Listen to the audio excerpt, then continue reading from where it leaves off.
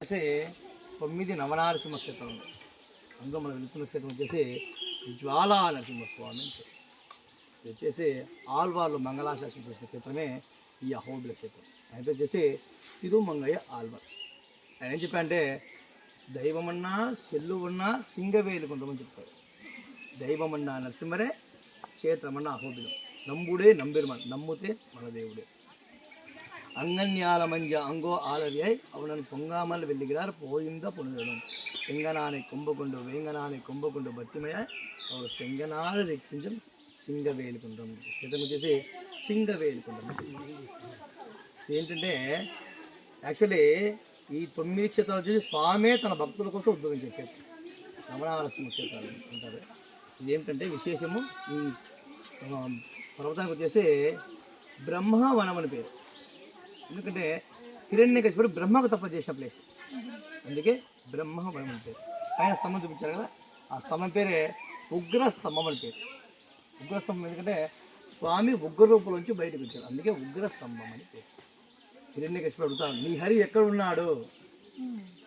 ఇందుగలడు అందులేడని సందేహం వలదు, ఎందెందు వెతికినా అందందేగడు అని స్వామి బయటకు వచ్చాడు. ఈ స్తంభంలో ఉన్నాడా? ఉన్నాడు. అందుకే ఈ క్షేత్రానికి భక్త అనుగ్రహ క్షేత్రం చెప్తారు.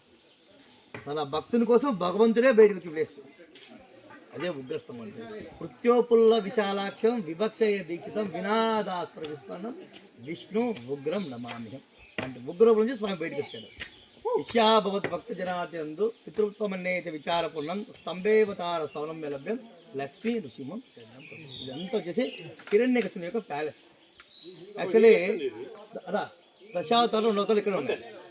ఒకటి వరాహావతారం, ఫస్ట్ వచ్చేసి మహావిష్ణు వరాహావతారం సంహారేస్తారు. వాళ్ళ తమ్ముని సంహారేసినందుకు వచ్చేసి హిరణ్యకశిపుడు బ్రహ్మకు తపస్సు చేస్తారు. తపస్సు చేసి 4 వరాలు ఉంటారు. ఫస్ట్ వరం వచ్చేసి స్వామి నన్ను వచ్చేసి మనిషి సంహారం చేయకూడదు, మృగ సంహారం చేయకూడదు అని చెప్తారు. అందుకే మహావిష్ణువి నరసింహ రూపంలో బయటకు వచ్చాడు. నర మృగ రూపం నరసింహ. రెండో వచ్చేసి మీద సంహారం చేయకూడదు, కింద సంహారం చేయకూడదు. మీద వచ్చేసి ఎగ్జాక్ట్లీ 3500 feet. అదే హిరణ్యకశిపుని యొక్క ఇంటి కల్పమానం, ఇంటి భాగం. మన ఇంటి భాగం ఇంత ఉంటే ఇంత ఉంటుంది, జ్వాల ఇంటి భాగం ఈ హైట్ ఉంటుంది,